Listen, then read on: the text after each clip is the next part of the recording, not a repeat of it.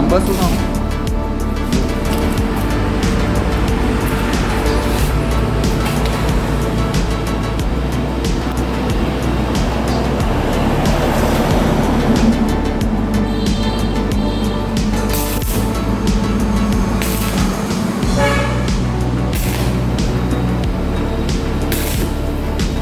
Đây là cái ba ly này.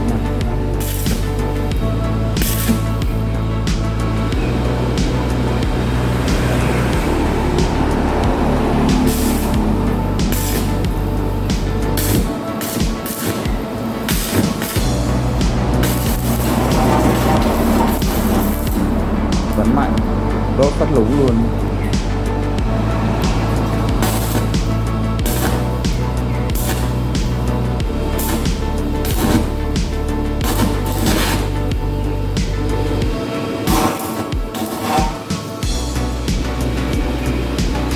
Để lên kia chạm nó lại cháy đấy.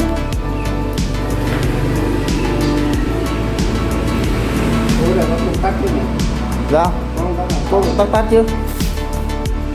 30 này yếu quá tính rồi.